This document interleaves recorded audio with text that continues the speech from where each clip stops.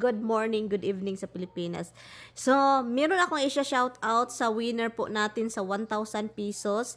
Dahil po nag-promise po ako guys na bigay po ako ng 1,000 pesos po. So, yon ang nanalo is si Nora Sanchez. Sis, kung hindi mo nakita yung comment ko sa last video po, nandun po yun, ikaw po yung winner. Thank you so much for always commenting. Kahit noon pa, palagi kang nagko-comment, palagi kang nanonood.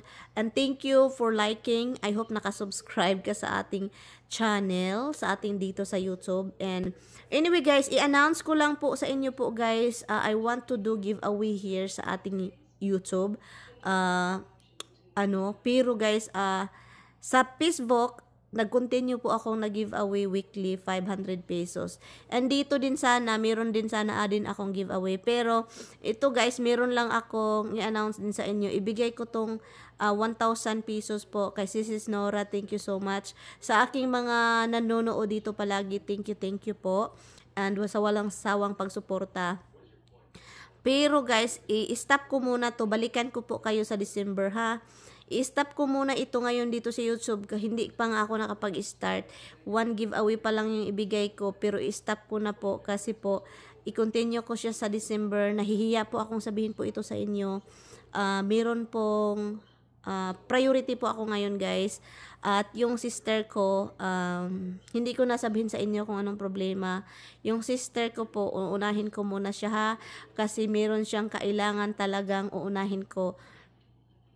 She is not my priority, pero kapatid ko kasi yan, and then gusto kong tulungan muna.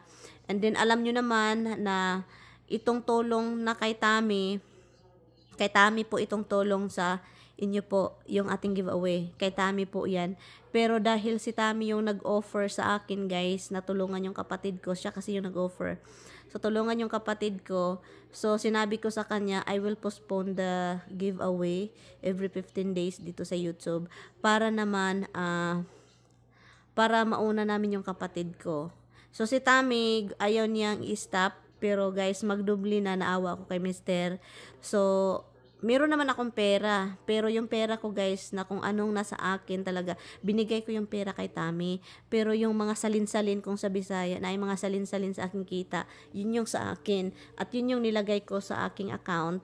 And yun yung tinulong ko sa aking mama at papa. So yun siya. At saka yung tulong sa kapatid ko is from Tami. And then yung giveaway is from Tami. So, para naman hindi mabigatan si Mister kasi guys, marami din kaming bayaran dito. So, stop ko muna ha. So, pasensya kayo. Pero meron po tayong isang winner, si Nora Sanchez po. Thank you so much sa... Kung makaintindi man kayo, salamat. Kung hindi kayo makaintindi, gusto ka talaga ninyo yung giveaway, pasensya na po kayo talaga. So, yung kapatid ko kasi, unahin ko kasi... nakaka-stress din yung ganon. So, hindi ko na i-open sa inyo kung anong nangyari. Pero yon, unahin ko muna siya bago siya magpatiwakal. Ay, nako, hindi daw na yan nakatawa. Sabi pa ni Tami, it's not funny, han. Pero, well, kung problema kasi yan pinasok, so, pero kailangan nating tulungan. So, yon, pasensya na po kayo. Sis Nora, kung makita mo po ito, comment doon, pag-message, no, message sa aking Facebook page, yung Mary Ann Reality TV. Doon ka mag-message po. And then, message ka lang ng message. Kung hindi kita makikita, message ka kasi matabunan ba. So, doon tayo mag-usap. GCash lang at full name at address. Yun lang yung kailangan ko para maibigay ko sa'yo. At sa lahat pong nanonood, kahit hindi tayo karamihan dito, so, gusto ko lang talagang, well, actually, it's not my decision to do giveaway. Gusto lang talaga ni Tami magpasalamat. Kasi kahit hindi ako dito masyadong, yung vlog ko is not like other people na, you know, maraming nanonood. Pero gusto niyang magpasalamat. So, kayo nag-giveaway siya. Doon din sa Facebook, nag-giveaway din siya. But anyway, guys, salamat po. Salamat. And, ang laki na gastusin dito. Ang laki talaga. Parang, malulula ka kung ikaw yung, kung isasabihin ko po sa inyo, malulula po kayo talagang. So kaya kami ni Tami tulungan. So tinutulungan ko yung family ko, pero alam nyo na, mabuti na lang itong asawa ko talaga is marunong din mag kasi hindi ko sinasabi most of the time yung problema doon sa Pilipinas. This time, sinabi ko talaga sa kanya and hindi ko ina-expect na tutulong siya sa kapatid ko. So, ngayon ako naman yung naawa kasi nga, meron siyang giveaway sa Facebook, sa YouTube, and then tulong sa kapatid, bill dito, bill namin, alam nyo na, no? So, thank you so much guys sa panonood at yan, keep on watching. Sis Nora, comment down below and message me pala.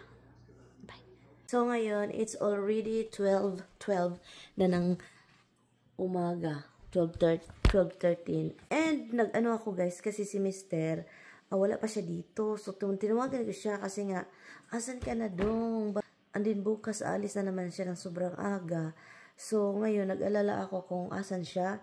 So, sabi niya, malapit na daw siya. And, meron siyang sinabi sa akin. Andito na siya. Sabi niya sa akin, meron daw siyang dinala. So, sabi ko, ano naman yung dinala mo dong? Meron daw siyang surprise. Sabi ko, chicken na naman yan, no? Grabe, meron pa akong chicken doon sa freezer. Sabi ko sa kanya, bakit bili ka ng bili? No, wait. May dada.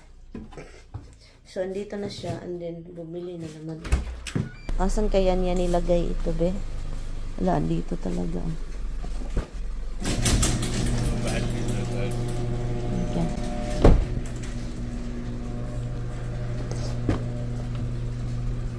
Diba, may habol siya, oh. Yan siya kapag matulog siya. He put a lot of chicken again. Go in, Roxy. Come on. I know, it's a chicken, Rox. Go, keep going. So, bumili na naman siya ng chicken. Ang dami-dami. 12 piece, 10, 20 daw. Aroy.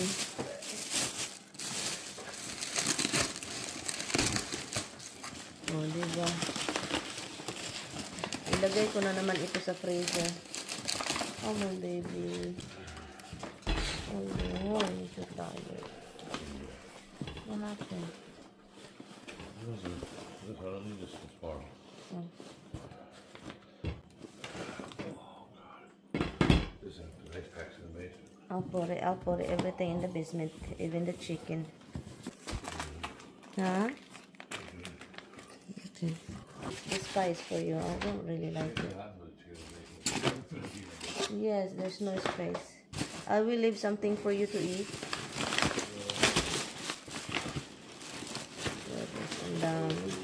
Walang space. So, kailangan kong maglagay ng chicken dito sa taas kasi ayaw kong baba ng baba. So, yun yung gawin natin. Maglagay tayo ng chicken para sa basement kasi gusto ko siyang i-sealed. I-sealed ko siya para mag-last longer siya. No? Last longer. Yan, i-sealed ko lang siya and then magtira ako dito para sa taas para mayroong makain si Mister kapag gusto niya, diba? 20 pieces. Pero kulang na lang. Binigyan niya yung kaibigan niya, nakatrabaho niya. Kasi gusto daw matry. Nagustuhan, guys. Nagustuhan yung ating Jollibee chicken, no? Ang chicken doon sa Pilipinas, sobrang liit.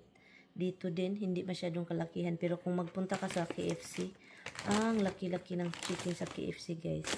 No, hindi ko talaga. May malaki din, pero alam nyo na. Kailangan siyang ilagay sa sa oven para maging crunchy ulit. Kasi yun siya kailangan siyang maging crunchy. Sa oven lang talaga siya maging crunchy. At saka marami na namang gravy. Nag-preserve din ako ng gravy, mga loves. So yun yung ginawa ko. Nilagay ko siya sa freezer din. Kasi napakain tuloy ako ng ating 12 o'clock na kain. Walang pakialaman. Kain tayo. Bana tayo. So, binilan tayo. Di kain. Diba? Unsa pa manday buhaton? Mukaon. Kaon juday. Kaon juday, Mirian. Meron akong imbak na chicken. Yun lang yun siya. May imbak sa Inday, Mirian. Oh, bumaba yung upuan. Ayan. So, yan. Alas 12. Saan ka maghanap niyan? Nakakahiya naman ito kay Tami. Nahiya ako. Sarap. Nakakagutom kasi. 12 o'clock. And then, ngayon, nagdala siya nito. Of course, naamoy ko puro Jollibee.